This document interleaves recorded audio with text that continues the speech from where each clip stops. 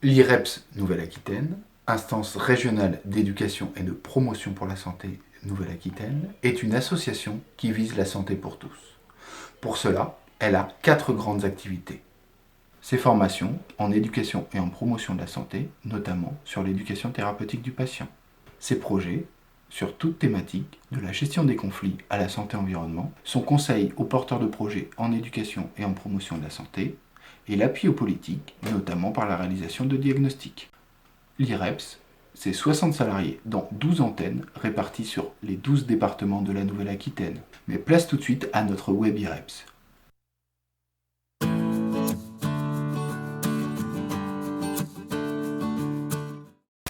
Sur cette première partie, je ferai le point sur l'épidémie du Covid-19, les symptômes et je développerai les gestes barrières à mettre en place. La deuxième partie est animée par François Fuchs qui développera comment adapter les locaux et les conditions de travail et garantir la sécurité et qualité de l'accueil des publics.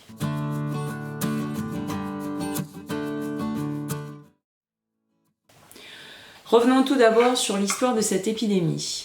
31 décembre 2019, l'Organisation mondiale de la santé a été informée par les autorités chinoises d'un épisode de cas groupés de pneumonie sévère sans étiologie retrouvée, mais les 4 cas étaient en lien avec un marché d'animaux vivants à Wuhan, région du Hubei. Le 9 janvier 2020, un nouveau virus émergent est identifié comme étant responsable de ces cas groupés de pneumopathie. Il s'agissait d'un coronavirus officiellement désigné sous le nom de SARS-CoV-2 qui est responsable de la maladie Covid-19 Coronavirus Disease. 30 janvier 2020, au regard de l'ampleur de l'épidémie, l'Organisation mondiale de la santé a déclaré que cette épidémie constituait une urgence de santé publique de portée internationale. Ce jour-là, la Chine déclarait 9 723 cas sur son territoire, dont 213 décès et 108 cas étaient démontrés en dehors de la Chine, dans 20 pays, et il y avait à cette période 6 cas en France. Le 10 mars 2020, tous les pays de l'Union européenne sont touchés par la Covid-19. Qu'est-ce que le Covid-19 ? Donc, c'est une maladie qui est causée par le SARS-CoV-2, virus de la famille des coronavirus, donc apparu effectivement sur le début de l'année 2019. CO, donc c'est pour corona, qui couronne en latin, VI, virus, D pour disease, maladie en anglais, et 19 pour l'année de découverte. Un fort taux de contamination y est associé. À ce jour, il n'existe pas de vaccin ni de traitement spécifique.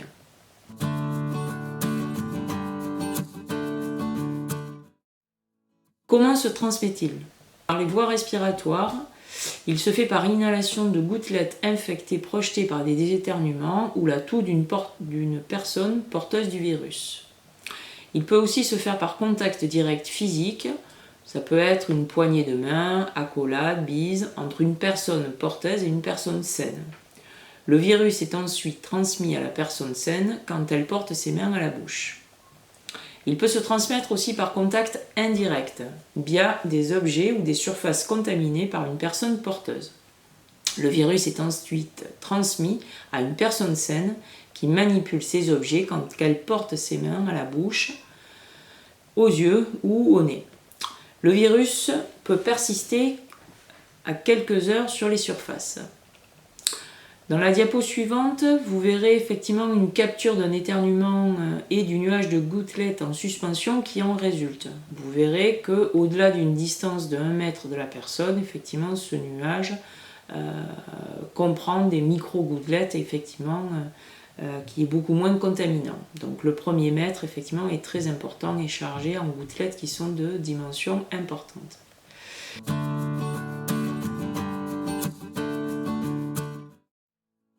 Quels en sont les signes ? Le Covid-19 peut avoir une incubation qui peut aller de 3 à 5 jours, voire de 2 à 14 jours maximum. Une personne peut être contagieuse avant l'apparition des symptômes. Le Covid-19 peut se manifester donc par de la fièvre ou une sensation de fièvre, frisson, chaud, froid, par de la toux, des maux de tête, des courbatures, une fatigue inhabituelle.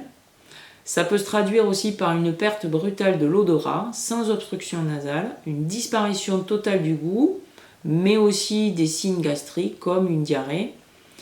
Et parfois, dans des formes les plus graves, ça peut aller jusqu'à des difficultés respiratoires qui peuvent conduire jusqu'à une hospitalisation en réanimation, voire au décès. 80% effectivement des personnes iront vers une voie de la guérison sans avoir besoin de traitement particulier. 15% des personnes avec des symptômes plus graves, notamment des dyspnées, effectivement, et peuvent nécessiter effectivement d'une hospitalisation. 5% effectivement d'entre elles pourraient être hospitalisées en réanimation. Certaines personnes, et beaucoup plus fragiles, développent des formes graves nécessitant des soins en réanimation et parfois conduisant au décès. Les personnes les plus fragiles sont les personnes âgées de plus de 70 ans et plus, des personnes porteuses d'une pathologie cardiovasculaire ou d'une pathologie respiratoire chronique, des personnes immunodéprimées, mais pas uniquement. D'autres maladies ou certains traitements peuvent exposer à des complications anti-inflammatoires, corticoïdes, traitements à visée cardiologique.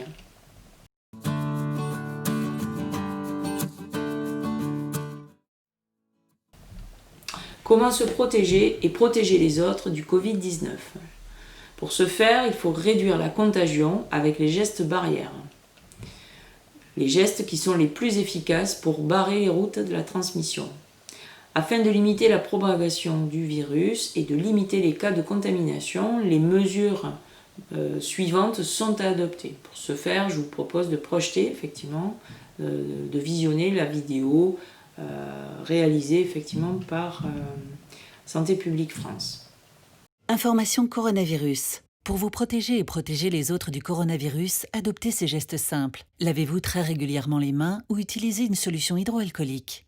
Toussez ou éternuez dans votre coude ou dans un mouchoir. Utilisez des mouchoirs à usage unique, puis jetez-les. Saluez sans serrer la main et évitez les embrassades. Plus d'informations au 0800 130 000 ou sur gouvernement.fr. La prévention de la contamination conduit à la mise en place régulière de gestes barrières, notamment dans le respect d'une distanciation physique. Cette problématique va perdurer encore pendant un certain temps et nécessite de proposer des repères pour conjuguer la nécessaire distanciation et la vie sociale. Une mesure barrière, comme on a vu, indispensable, le lavage des mains à l'eau et au savon.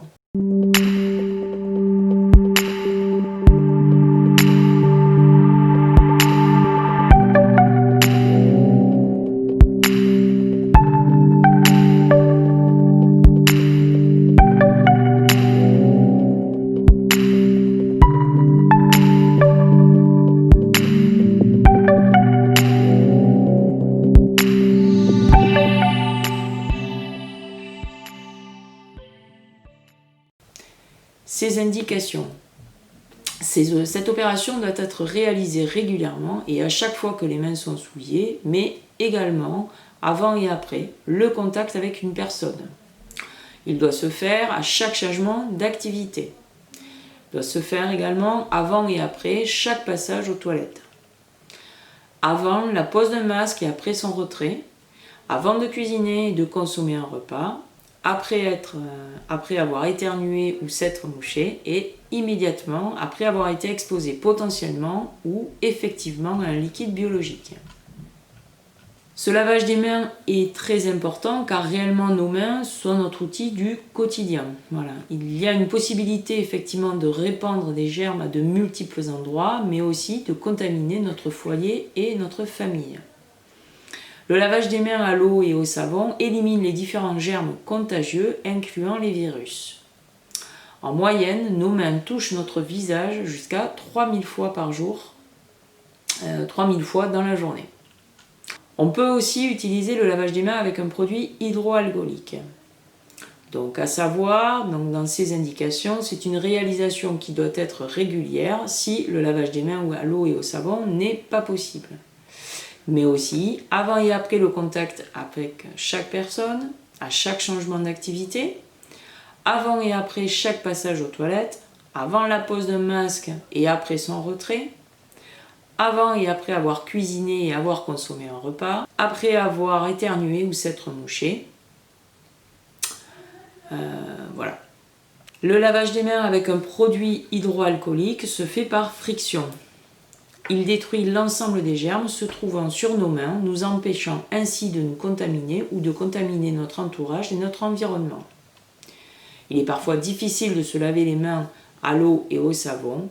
La friction des mains avec un produit hydroalcoolique est une solution de remplacement très efficace. Pour être efficace, vos mains doivent visuellement être propres. Sinon, le cas échéant, toujours se laver les mains à l'eau et au savon avant. Le temps de friction doit être de 30 secondes, soit jusqu'à l'évaporation complète du produit. Ne pas se rincer les mains et ne pas s'essuyer après. La friction avec un produit hydroalcoolique sur des gants est une pratique déconseillée. Il ne faut pas appliquer un produit hydroalcoolique à la fois ni sur des plaies ni sur les yeux.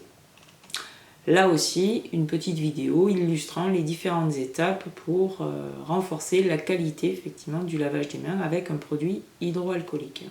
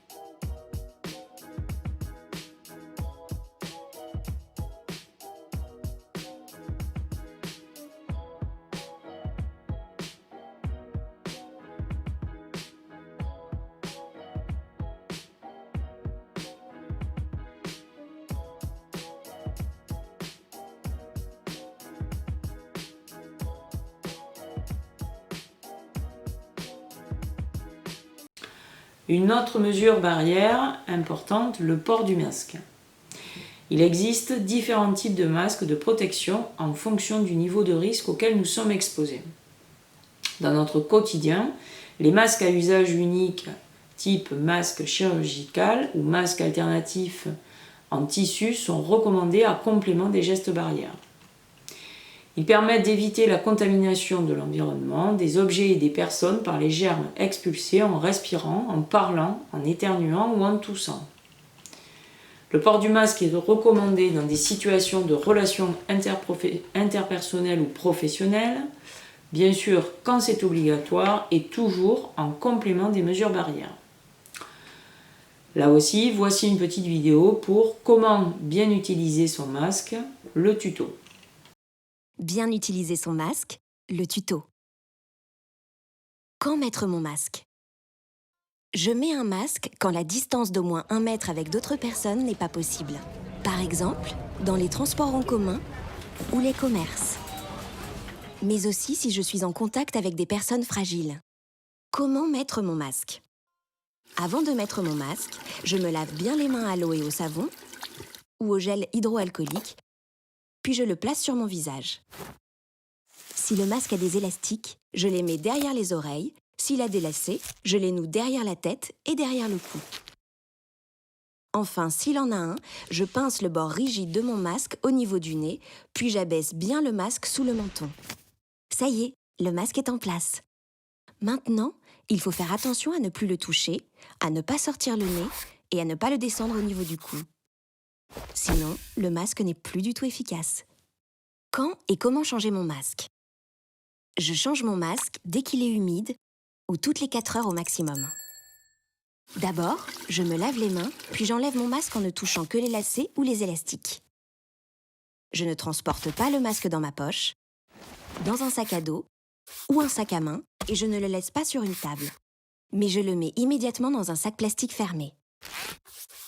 S'il est jetable, je jette tout de suite le sac avec le masque dans une poubelle fermée. S'il est en tissu, je garde le masque dans le sac fermé en attendant de le laver dès que possible à 60 degrés pendant au moins 30 minutes. Puis, je me lave bien les mains de nouveau. Pour le séchage, je respecte la notice du masque. Si je n'ai pas d'instruction, j'utilise de préférence un sèche-linge ou je laisse sécher le masque à l'air libre. Et n'oubliez pas, le masque ne remplace pas les gestes barrières indispensables pour nous protéger, comme le lavage de mains et la distance d'au moins 1 mètre avec toute personne. Ensemble, protégeons-nous les uns les autres. Le masque chirurgical, donc, son port dès que je rencontre d'autres personnes. Si je suis malade ou que je tousse ou que j'ai de la fièvre, je suis dans l'obligation de rencontrer d'autres personnes. Donc, porter le masque pour aller vers la consultation avec un professionnel de santé. Ce masque est à usage unique, il ne doit pas être porté plus de 4 heures et doit être changé lorsqu'il est humide.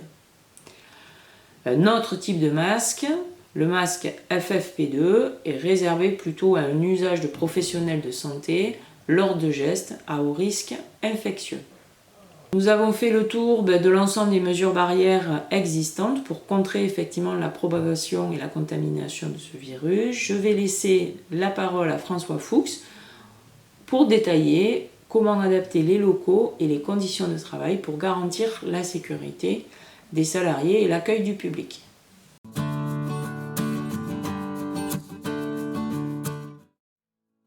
Bonjour, je m'appelle François Fuchs, je travaille à l'IREPS Nouvelle-Aquitaine en tant que chargé de projet en santé-environnement et je présente donc la deuxième partie de ce webinaire consacré à la Covid-19 et ses conséquences après l'intervention de ma collègue Christelle Baudret. La seconde partie abordera notamment la question de ce que la promotion de la santé et ce que la santé environnementale nous apporte pour aborder ce sujet et pour aborder cette phase d'adaptation des locaux professionnels dans les établissements et l'accueil des différents publics.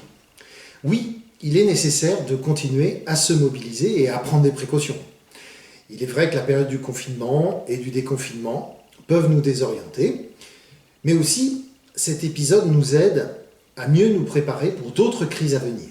Même si pour beaucoup les efforts ont été faits à l'heure actuelle, et c'est tant mieux, nous pouvons aussi continuer à chercher à comprendre, continuer à s'adapter, c'est encore d'actualité.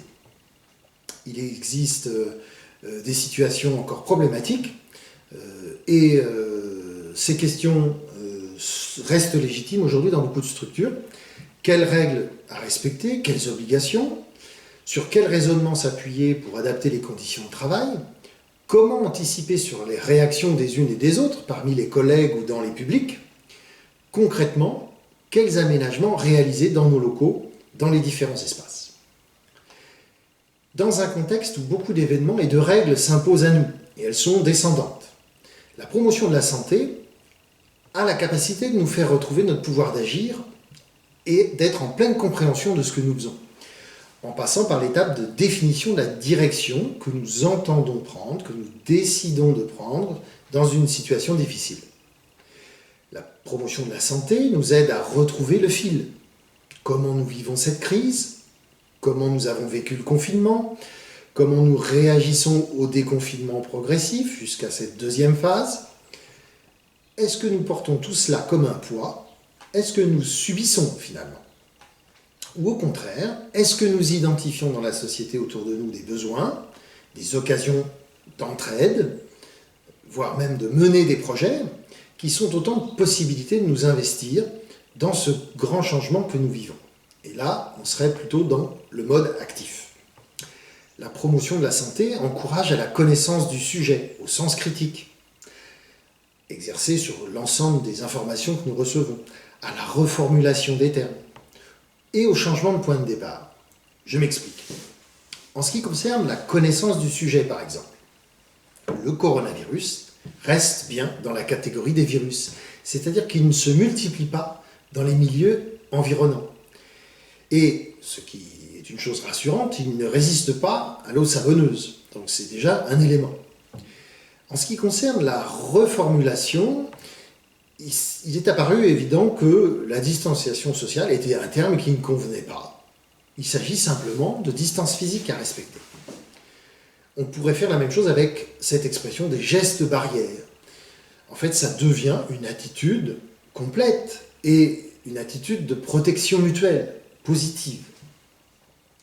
Enfin, en ce qui concerne le changement de point de départ dont j'ai parlé, point de départ pour s'adapter dans ce nouveau contexte. Si les règles viennent des autorités publiques dans un premier temps, c'est normal. C'est à chacun de s'en saisir, de saisir leur sens, de reprendre à son compte ce qu'il juge approprié après une analyse des risques, notamment dans le contexte que chacun vit. Plus généralement, la promotion de la santé nous rappelle une capacité d'agir en toute liberté, sous réserve de participer bien sûr à l'effort de prévention et de lutte contre la pandémie. Nous avons cette liberté de nous positionner et d'agir en fonction de ce que nous entendons comme important. Dans toutes ces circonstances, nous avons en fait la possibilité de faire des choix. Que nous apporte maintenant l'approche par la santé environnementale, à laquelle la promotion de la santé et l'éducation à l'environnement s'intéressent déjà depuis quelques années, qui apparaissent aussi très utiles dans le contexte actuel. Pourquoi ? Premièrement, parce qu'elle nous aide à comprendre les raisons de la contamination par ce pathogène venant au départ de la faune sauvage. C'est bien la santé environnementale qui prend en compte ce type de contamination. Ensuite, parce qu'elle nous prévient que lorsque nous modifions notre cadre de vie, notre environnement de travail, cela peut avoir des conséquences aussi sur notre bien-être et notre santé. Enfin, elle nous invite, la santé environnementale, elle nous invite fortement à faire appel à nos sens pour observer notre environnement et détecter les éventuels risques. Être conscient aussi des limites de nos capacités sensorielles quand les pollutions sont invisibles, inodores, silencieuses, comme le coronavirus, on est dans l'infiniment petit, donc cela peut passer inaperçu et nos sens atteignent leurs limites. Enfin, la santé environnementale nous avertit que certaines personnes subissent plus que d'autres les effets du confinement, que le virus vient s'ajouter à des environnements déjà défavorables, que certains moyens de lutte chimique peuvent aussi avoir des effets néfastes. C'est le cas quand on exagère l'utilisation de produits désinfectants, comme des gels hydroalcooliques.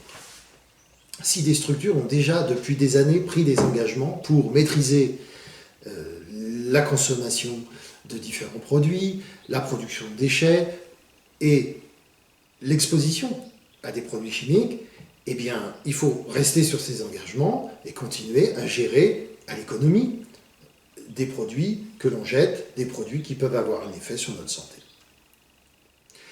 Donc, nous ne sommes pas seuls, accompagnés de ce bagage en promotion de la santé et en santé-environnement, pour aborder la question de l'aménagement des locaux et l'adaptation de notre environnement pour retrouver les bonnes conditions de travail et la vie de groupe. Nous allons donc garder les bonnes proportions pour écrire de façon partagée un plan de reprise d'activité. L'obligation de l'employeur est une obligation de moyens renforcée. Cela porte déjà et en priorité sur une bonne analyse des risques, qui sera d'ailleurs consignée dans le document unique qui est la pièce légale. Puis il s'agit de mettre en place, dans la concertation, des mesures comprises par toutes et par tous, ce qui sous-entend que chacun, chacune est capable d'en expliquer les raisons d'être, les fondements. De façon pratico-pratique maintenant, il s'agit de prendre son mètre ruban dans un premier temps et de mesurer des distances, des surfaces, des volumes dans les différents espaces. Les espaces que l'on utilise, les espaces qui ne sont pas utilisés, qui vont permettre de calculer une surface résiduelle. Il faudra ensuite connaître, et ce sont encore des chiffres, des passages de personnes, des flux, dans les différents locaux, en fonction du temps. Repérer les surfaces, les différents éléments du mobilier, exposés au passage des personnes, pouvant servir de lieu de stockage, entre guillemets, et d'échange pour le virus. Si ce n'est pas déjà fait, on repère évidemment les ouvertures pour la circulation d'air. L'aération sera une des clés pour assainir notre environnement pendant cette période d'adaptation. Les points d'hygiène, enfin, un point très important, notamment les points d'eau avec savon, sont-ils accessibles? Sommes-nous sûrs que c'est du savon? C'est intéressant d'aller dans le détail sur ce point-là, comme on va dans le détail quand il s'agit de choisir un produit de nettoyage des sols pour s'assurer qu'il a bien une fonction virucide. Une fois cette analyse faite, ces repérages, ces mesures, on matérialise des repères. On espace les éventuels obstacles.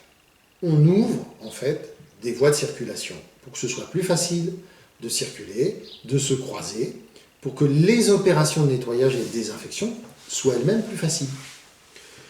On facilite l'accès aux aérations et éventuellement donc on réalise ces opérations de façon plus fréquente.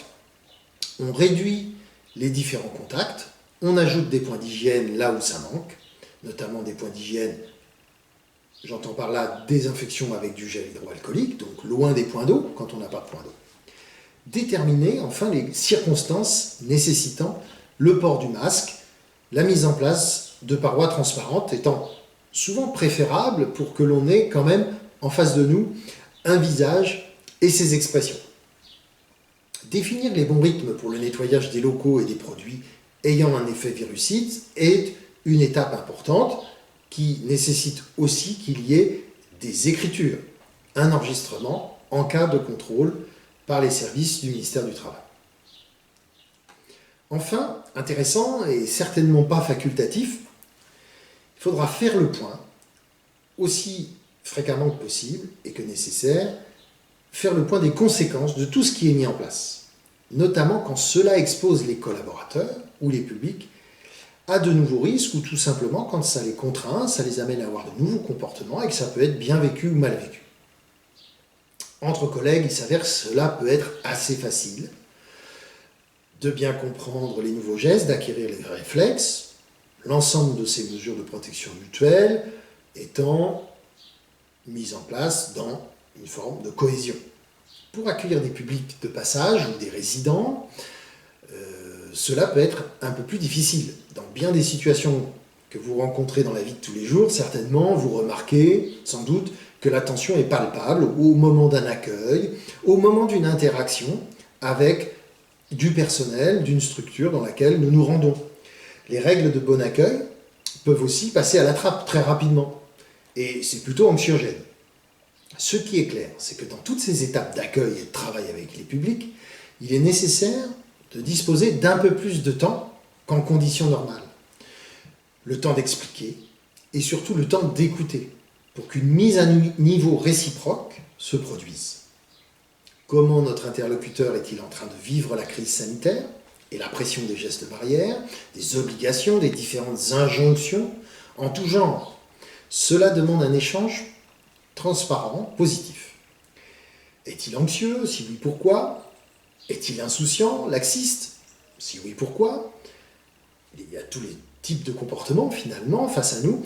Rassurer les uns, rappeler aux autres une forme de responsabilité dans un échange équilibré. La promotion de la santé vis-à-vis de toutes ces transformations continue de nous apporter une approche complétée par la santé environnementale et qui ouvre la porte à une attention accrue vis-à-vis de 3 points importants que je voudrais détailler. Premièrement, on l'a vu, des interactions entre nous, avec nos collègues, avec l'encadrement et les pouvoirs publics. Ce qui vient s'imposer à nous, en venant des autorités, a bien un effet sur nous, pas toujours celui escompté. Ce que je fais n'a pas la même valeur si je suis simplement une courroie de transmission de ce qui est imposé, ou si je tiens un raisonnement en ayant pris le recul nécessaire. Mes comportements en entraînent d'autres, autour de moi, suis-je exemplaire, ne le suis-je pas? Entraînent des comportements, je le disais, dans le même sens ou dans le sens contraire. Je conclurai ce premier point par cette formule: être soi-même conscient et acteur, Voilà ce qui devrait être contagieux. Deuxième point important sur ce que nous apporte la promotion de la santé et la santé environnementale, c'est qu'il y a des interactions avec ce qui compose notre cadre de vie, notre habitat, l'aménagement de notre lieu de travail. Nous interagissons avec tout cela. Nous pouvons agir ou non sur cet environnement. Quelle est notre marge de manœuvre? Pouvons-nous le façonner aussi sur la base d'une concertation assez large? Au moins sommes-nous consultés. Les lieux que nous fréquentons ont des effets sur nous en retour. Nos sens nous alertent souvent, ou pas, des risques que ces lieux peuvent présenter. Je conclurai par ce deuxième point, par cette formule. Ce que nous faisons, en plus ou en moins pour la qualité ou la dangerosité de notre environnement, voilà ce qui devrait nous soucier maintenant. Et enfin, troisième type d'interaction, peut-être un petit peu moins concrète, c'est ce qui se joue avec l'irruption de la crise sanitaire dans nos vies. La crise, elle a des effets sur nous. Elle ne nous laisse pas indifférents. Au début, avec l'application de mesures exceptionnelles, dans une certaine urgence, donc des effets plus ou moins amplifiés selon notre impréparation. Ensuite, dans le prolongement de la crise, ce que nous redoutons, ce que nous voudrions aussi proposer pour après. Il y a bien une place pour un moment de réflexion et un temps d'expression, comme une opportunité à saisir, comme dans n'importe quelle crise. Et j'en viens à une conclusion sur ce troisième point. La crise continue de dépendre de nous. Elle peut s'amplifier ou se résorber selon la somme des comportements individuels, plus ou moins bien coordonnés et qui vont plus ou moins dans le bon sens. Se préparer à faire certains efforts dans la durée plutôt que chercher à tourner le dos à une crise. Voilà ce qui pourrait nous rendre plus résistants. Plus généralement, et plus simplement aussi, la crise sanitaire et la période actuelle, pleine d'incertitudes et de temps d'adaptation, appellent plus de communication. Et nous l'observons aussi, dans un autre registre, elle appelle davantage d'accès à la nature. Sachant qu'il s'agit rarement de nature, dans les faits, mais plus souvent de milieux semi-naturels, plus ou moins artificialisés, mais on va garder ce terme de nature. Dans ce contexte, une demande de davantage de communication et de davantage de nature. Aménager son environnement et trouver de bonnes conditions de travail, nous pourrions nous demander si cela ne consiste pas, finalement, le plus possible. 1. À bien communiquer entre collègues et avec les publics, sans se faire piéger par une dématérialisation à outrance, l'utilisation exagérée des écrans, tout ce qui se met entre nous, en fait, pour communiquer de façon directe et nous faire comprendre. Et enfin, avoir des locaux récréatifs ou qui recréent un environnement agréable, avec une décoration, des éléments de décoration au moins, et des références visibles à la nature, à la faune, à la flore, aux milieux remarquables de la région Nouvelle-Aquitaine. Pourquoi pas? Et on pourrait se demander si on ne peut pas accroître tout simplement le travail à l'extérieur, saisir les opportunités quand on peut travailler dehors. Merci de votre attention. C'est déjà la fin de ce Web IREPS. Pour aller plus loin dans la réflexion et pour construire un projet en éducation et en promotion de la santé, n'hésitez pas à contacter l'antenne de l'IREPS de votre département.